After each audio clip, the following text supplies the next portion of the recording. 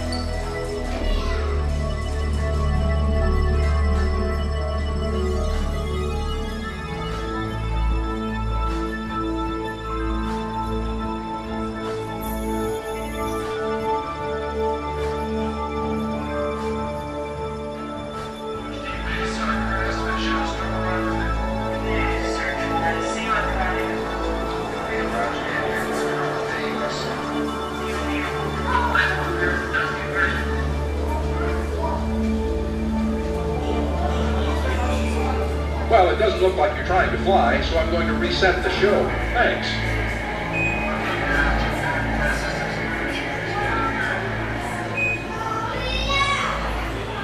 Cool rockets and high-tech gadgets. It's about people, and it's one of the great adventures of all time.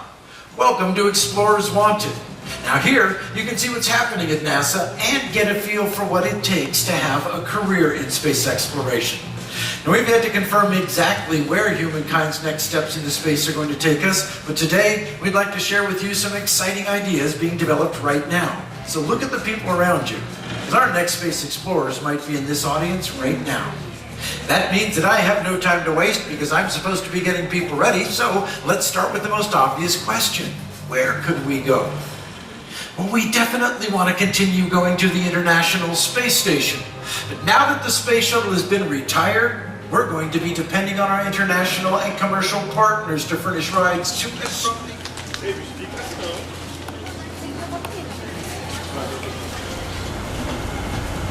From the first flights of experimental rockets to the mighty roar of today's Space Shuttle, this NASA Center remains a national landmark and global launch leader. Kennedy Space Center is part of the Cape Canaveral Spaceport, which also includes the adjacent Cape Canaveral Air Force Station. Launches from the facility first began with the flight of a modified V-2 rocket on July 24th. We're going to rendezvous with the International Space Station of this month. To the left of the VAB, with all those windows, that is the Launch Control Center. That is the nerve center of any launch here at the launch platforms. It's also being refurbished. The crawlway is right outside the right side of the bus here. The crawler does use both sides of the crawlway at the same time. It actually straddles the grass in the middle. It's wider than an eight-lane highway. This crawlway is 7 feet deep, filled with rock, sand, gravel, hydraulic oil, diesel fuel. I think even with its round edges, it does make for a smooth ride, and no sparks. You don't want sparks when you're hauling millions of gallons in front of the visitors complex for the last 25 years. You'll hear more about it also. It is actual size. It's just not real. It's actually made out of plywood. We'll go ahead and start a third tape now, telling us about the diversified launches we have here at Kennedy Space Center, along with Cape Canaveral Air Force Station.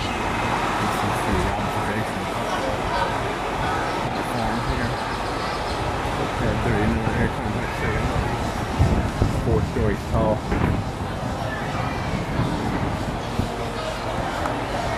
Snack bar over there. This is the buses that go out to the launch pad. Shuttle liftoff. Every member of the Kennedy Space Center shuttle team goes with it in spirit. Each one of them knows they had to do their job well in order to enjoy that safe and successful mission. They're the most dedicated, greatest group of people I've ever had the pleasure to work with. As you can see, it takes a lot more than rocket fuel to make the shuttle fly. It takes a team. And even more than that, it takes a nation of hearts, souls, and minds, all reaching for the stars. The launch pads of Complex 39 are where the journey to space begins. This is where months of preparation come down to a final few hours. The launch countdown. The count starts formally about 2.5 days before the moment of liftoff.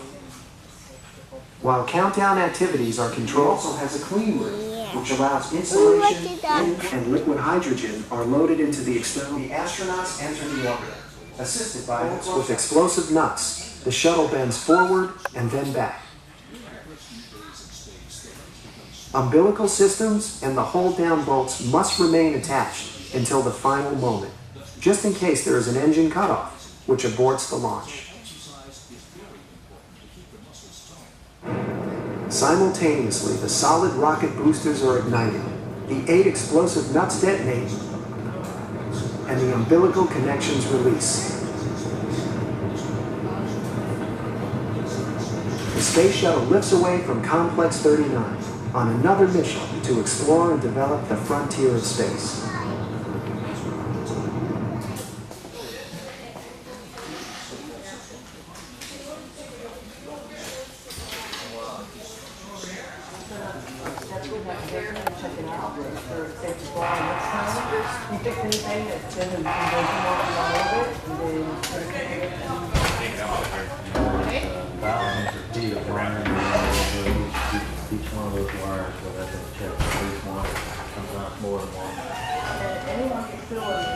You're looking at about 100 people that are working on the orbiter.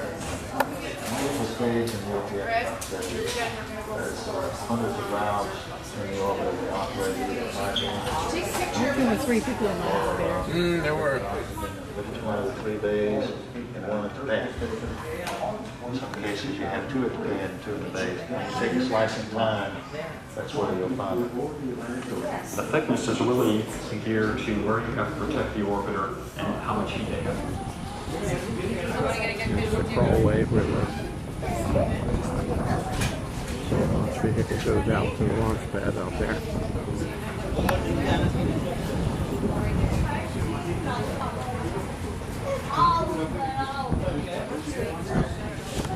The launch pad's right over there.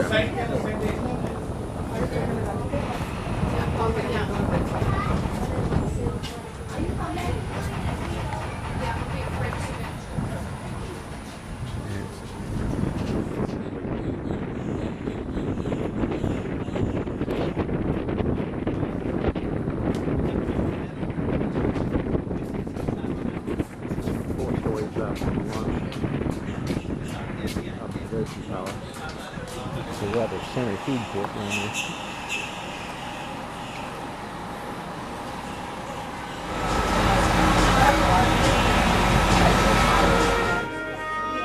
When I was a kid, I used to dream about flying through space.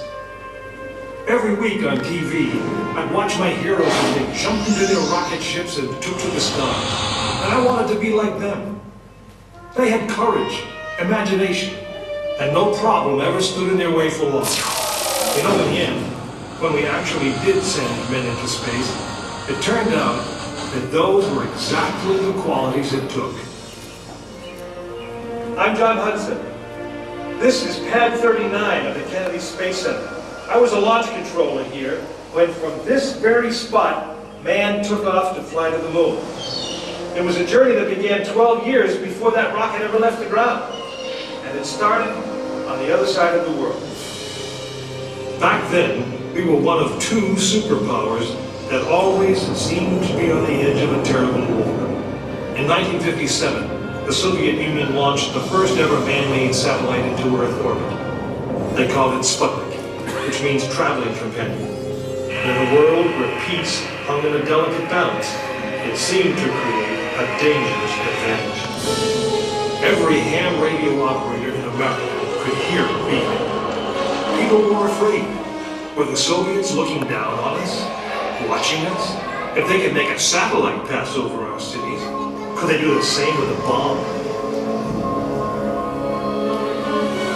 Our own space program kicked into high gear, and less than 2 months later, we were ready to launch our own satellite.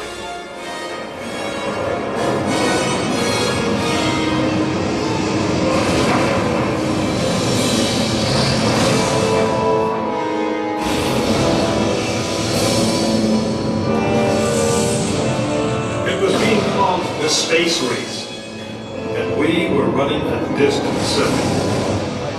In 1961, we fell even further behind. Soviet cosmonaut Yuri Gagarin became the first man into space, circling the world in just 89 minutes. We had our own astronauts, and they were eager and ready to take the big ride. But our manned space program couldn't seem to get off the ground. We stuck with it, and on May 5th, 1961, things finally started going right. Astronaut Alan Shepard took his ship Freedom 7 6.5 miles into space. America had its first space hero. Just a few days later, our space program received a new challenge. But this one did not come from the Soviet Union. It came from our young president. In one inspiring moment, he changed the mission. From one based in fear of the present to one of hope for the future. But why, some say, the moon? Why choose this as our goal? And they may well ask, why climb the highest mountain? Why 35 years ago, fly the Atlantic? Why does Rice play Texas? We choose to go to the moon. We choose to go to the moon.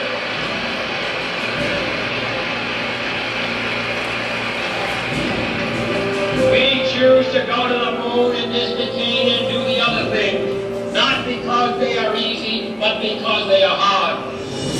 We hadn't been more than 16 minutes into space, and now we were going to the moon.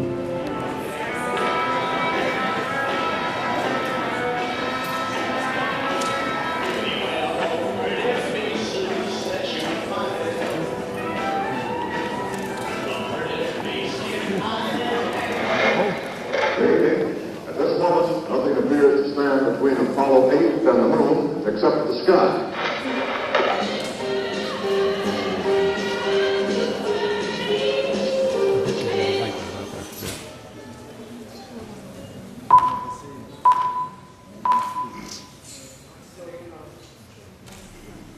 This is the firing room, launch control for the Apollo missions.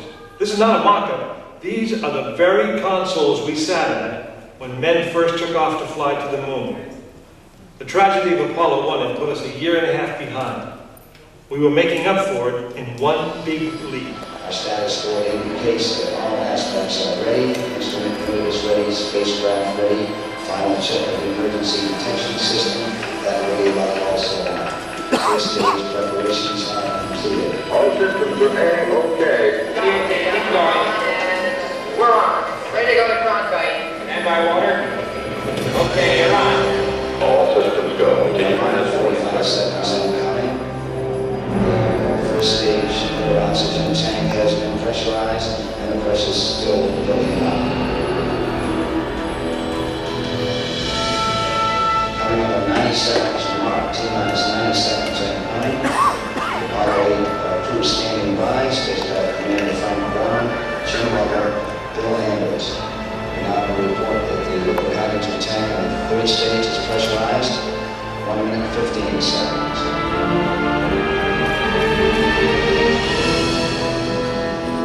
All third stage propellants pressurized at this time as we come up on 16.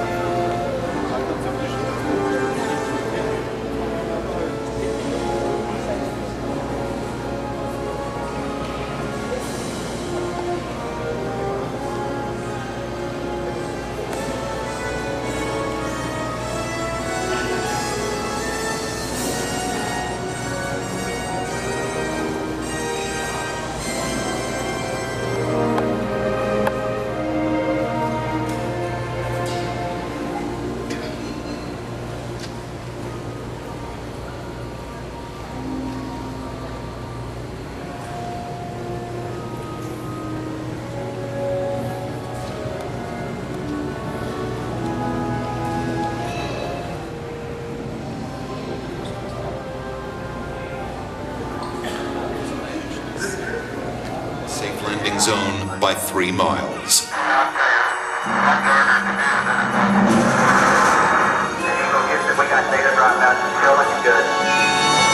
Suddenly, the computer starts firing the maneuvering thrusters, jolting the ship back and forth. This has happened in simulations, but never this much, never this violent. The smooth descent is becoming a bumpy ride. Before that is fixed, a problem with the onboard computer. The astronauts have rehearsed for thousands of possible malfunctions, but not this one. It had been considered too unlikely. Seconds seem like hours as everyone struggles to remember the meaning of a 1202 program alarm. The deadline to safely aboard is vanishing fast. Give us a reading on the 1202 program alarm. 1202 means the Eagle's onboard computer is overloading. This means Houston is blind, unable to make navigation corrections or interpret the data coming from Eagle's computer. Armstrong and Aldrin are on their own. Mission Control decides they can go ahead. We're going that way. We're going that line. If the data link doesn't fail again. We're going that line. 1,000 feet, and Neil Armstrong can see that the computer is proposing to put them down in a dangerous place. That landing site is full of boulders. If they land there, they will never take off again.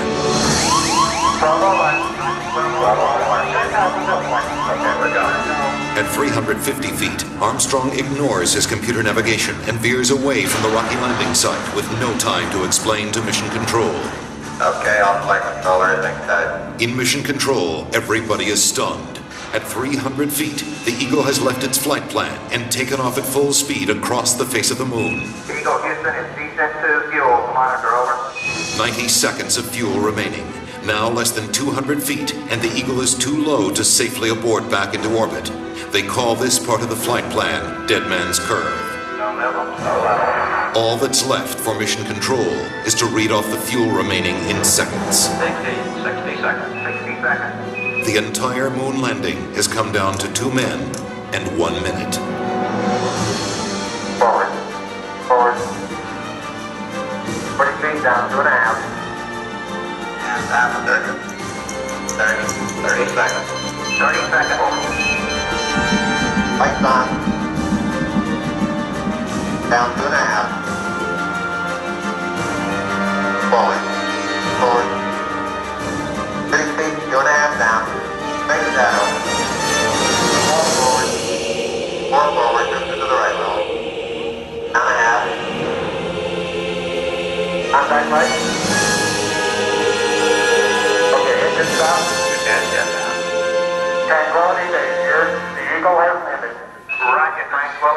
copy you on the ground. You got a bunch of guys about to turn blue. We're breathing again. Thanks a lot. A short time later, history is made again. Okay, Neil, we can see you coming down the ladder now. For one incredible moment, we are one people with one history, watching our destiny unfold. That's one small step for man, one giant leap for mankind.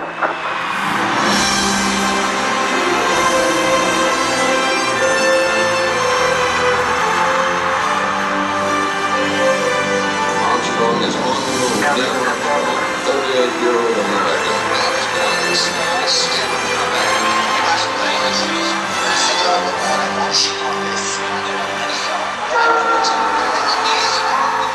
It was a moment shared by an entire world. Dear men from the planet Earth, first set foot upon the moon, became indeed for all mankind.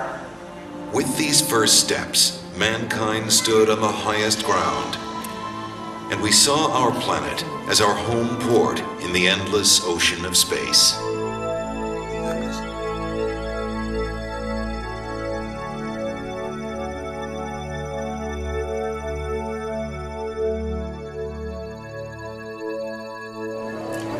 Piece of moon rock.